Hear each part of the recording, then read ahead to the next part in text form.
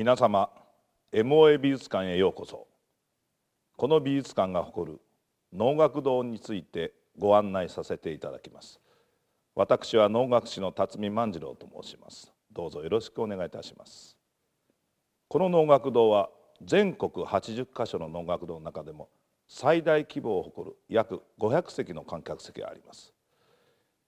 能楽堂をたびたび訪れられる方もいらっしゃると思いますが、実は能舞台にはさまざまな工夫、秘密がございます。私と一緒に皆様、探検をお楽しみください。では、舞台上のお話をさせていただきます。なんといっても皆様、能楽堂に入られるとまず目につくのがこの松の絵だと思います。実はこの松の絵は松の背景ではなく、ここには存在しない。どういうことかというと、これは鏡に映った松ということになります。ですからここを鏡板というふうに申します。鏡のように映っている。本当は皆様、客席の後ろに松がある。その松に向かって能や狂言、さまざまな芸能が演じられているという意味になります。これは古来日本では松に神を下ろして、そして神を喜ばせるために皆で芸能をしたという歴史、これを踏襲しているわけですね。この鏡板の絵は松野秀吉が描かれました。もう一つ、この4本の柱、これも能楽堂の特徴になります。この4本の柱はこの舞台、能舞台三間四方といいますが、約6メートル四方になりますが、その結界を作るためにこの柱が必要ですが、それだけではなく、まずそこの柱になりますが、これを目付け柱というふうに申します。つまり目の付けどころ、この柱がないと非常に演じにくい。私どもは能面をつけますので、狭い視野の中で方向を確認するためということになります。それから隣の柱、これは脇柱と申しますが、その柱のそばには主役をしてと申しまして、その相手役を脇と言いますが、脇が常に座している場所、脇座と申しますが、脇座のそばですので脇柱と言います。それから隣の笛柱と申します。同じく能の楽器のうちの笛が座する場所、笛座と言いますが、そのそばにありますので笛柱と言います。そこに丸い管、輪っかがありますが、これは何かと申しますと、皆様ちょっとこちらをご覧ください。屋根に滑車があります。これは道成寺という演目の時に大きな釣り鐘をあの滑車に吊るし、そして綱をこの笛柱の管の中に通すということで、これが必要になるわけですね。よくこれはご質問があるところですけども、実はそういう意味があります。そして最後の柱になりますが、ここの柱はシテ柱と言います。シテのニュートラルコーナーはこの位置、ここを上座、常の座と申しますが、これでシテ柱というふうに言うわけですね。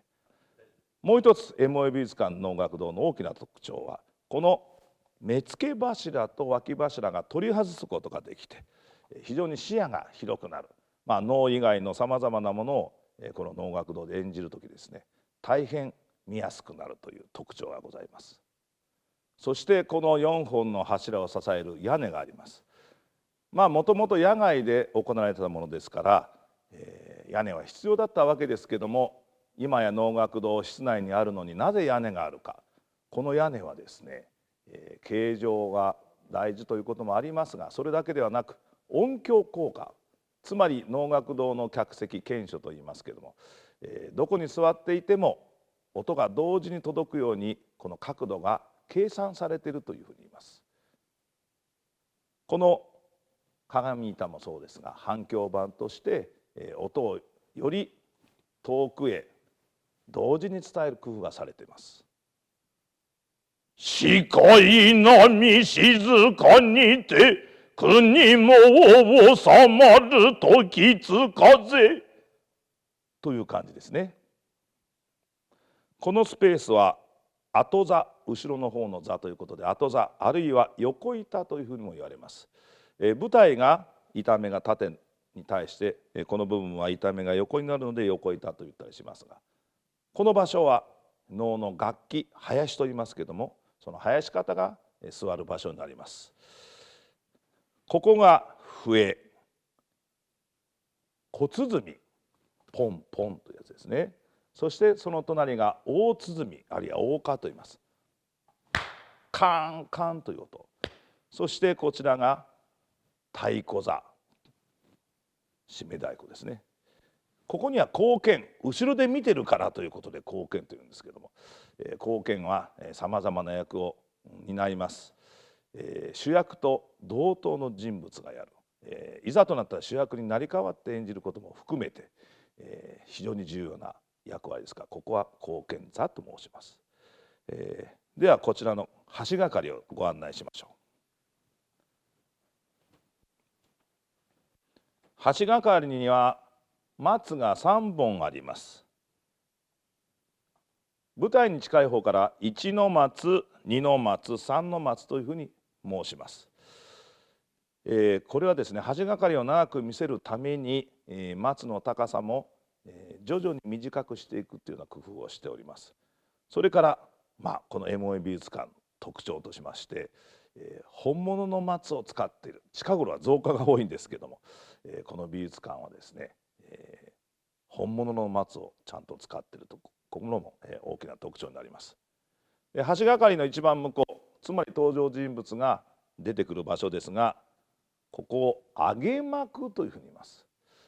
2本の竹の棒を使って幕を上げていきますので上げ幕と申しますが、5つの色、五色と言いますが、この五色は陰陽五行から取り入れたと言われますが、この5つのカラーが全てのものを表している。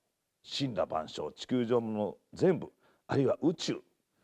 さまざまな、例えば過去、夢の世界、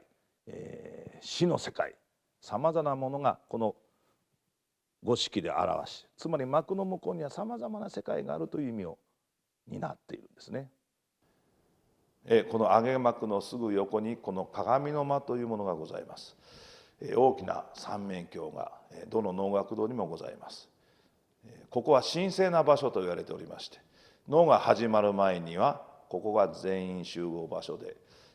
シテは唯一この鏡の前に座ることができます。他の役者はこの下に正座をして始まる前に心を合わせるという。そして能が始まる時にはいよいよ、笛、小鼓、大鼓、あるいは太鼓の楽器、囃子がお調べというものを演奏します。これはチューニングではなく儀式でございます。セレモニー。この音が聞こえると能が始まりますよ。能の見る心になってください。つまりここからもう能が始まっていくというこのエリアになるわけですね。この鏡の前にかずら桶といいますが、この将棋に腰掛けてしてはこのように座ります。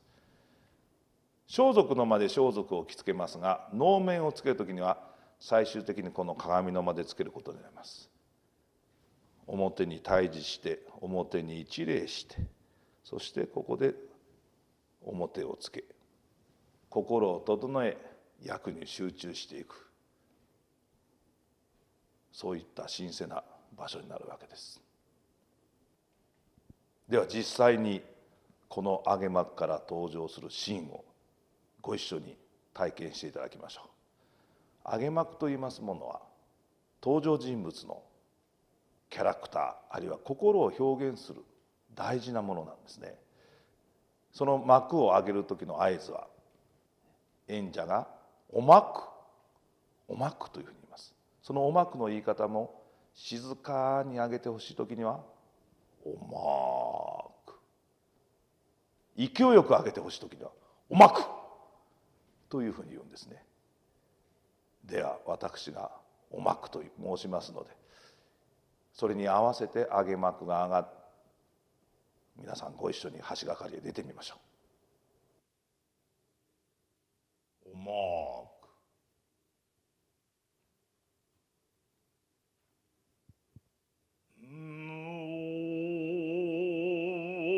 その頃も何しに召されそうぞ。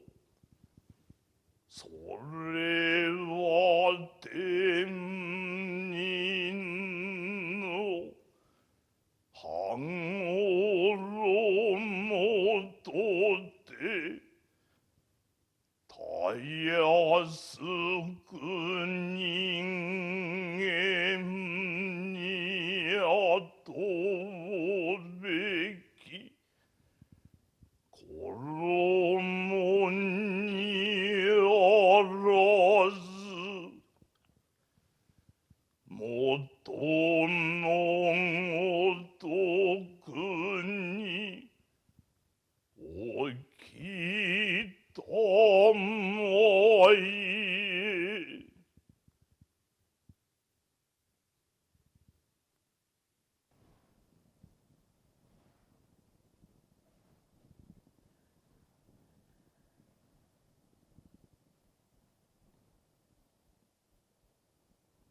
皆さんいかがですか。舞台に入られたご感想は。もう一つこの能舞台には見えない秘密がございます。この能舞台の下は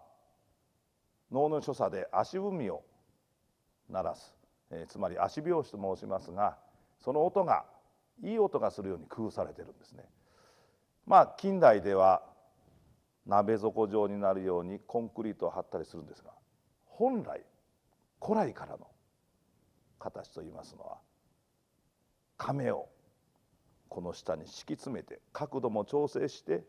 踏み鳴らした音がよく聞こえるように調整されるんですが、なんとこの右衛門美術館の能楽堂は亀が10個置いてある、そして素晴らしい音がするように工夫されているんですね。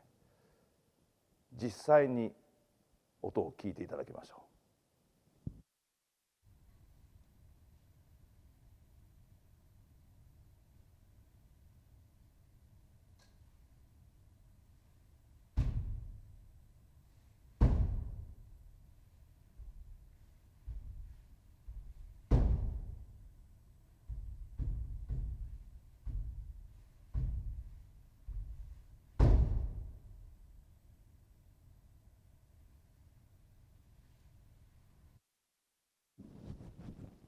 いかがでしたか。実はもう一つ能舞台には出入り口がございます。こちらです。ここを切り戸口というふうに申します。この切り戸口の中も探検してみましょう。ここが切り戸口の中です。切り戸口から出入りするのは地舞台であるとか後見なんですが、ここから出るタイミングが非常に大事になります。美しく、あるいは演者の邪魔にならぬように出入りしなきゃいけませんので、実はこの切り戸口にはですね、こういった窓がございまして、この中から舞台を見てちょうどタイミングのいい時にこの切り口を開けて出入りするという秘密でございます。能舞台の秘密まだございます。これはあまり知られてないことですが、皆さんこれをご覧ください。太鼓のバチですね。これで太鼓を打つわけですけど、能舞台にはバチ転がりと言われる舞台の傾斜角度を作っているんですね。これは太鼓のバチを置いて静かに離すとゆっくりコロコロコロコロと転がるような傾斜をつけているはずなんですが、ちょっと実験してみたいと思います。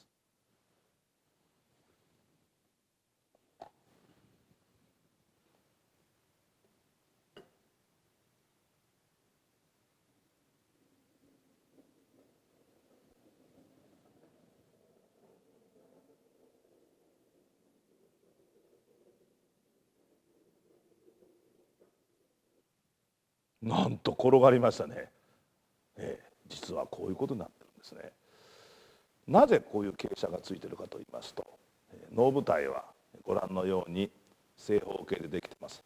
通常の舞台は長方形に横長ですが、この奥行きをすごく能は大事にしているんですね。前へグッ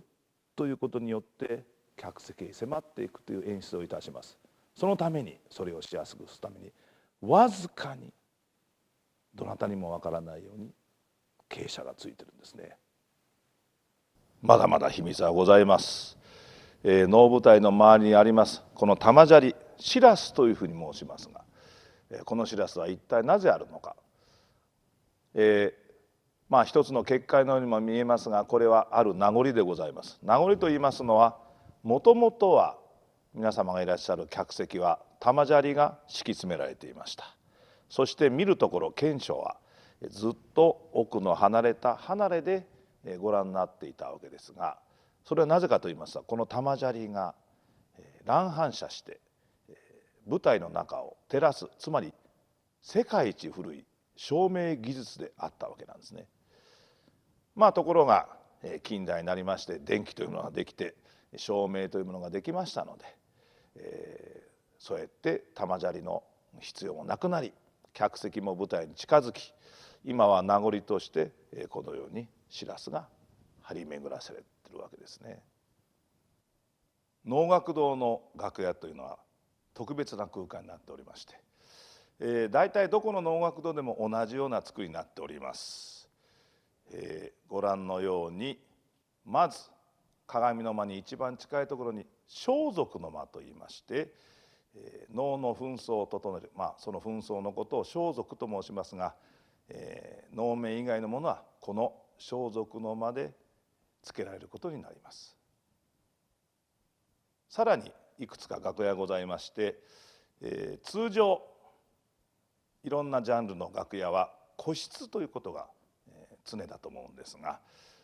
能楽堂の楽屋といいますのは全部見渡せるようにつながっているのが特徴になります。昔は一日中能を演じるというのが能のスタイルでございますが、やはりですね、皆が準備できているかということを一目で一目で分かるようにするためにつながった楽屋になっているわけで、その楽屋も位置が決まっております。幕に近い方からして方、主役系の役者たち、そして脇方、脇役の演者、それから狂言方、そして囃子方というふうに決まっております。これもどちらの能楽堂でも全てこういう決まりになっております。これが能楽堂の特殊な楽屋でございます。皆様、見ただけではわからない能楽堂探検いかがでしたか。能楽堂といいますのは造形美もございますが、能舞台で演じられるさまざまなものをまず見ていただく、体感していただくことが大事です。ぜひこの美術館能楽堂へお出かけくださいませ。またこの美術館能楽堂を使ってみたいという方にさまざまな使い道があると思います。ぜひエモイ美術館にご相談ください。お待ちしております。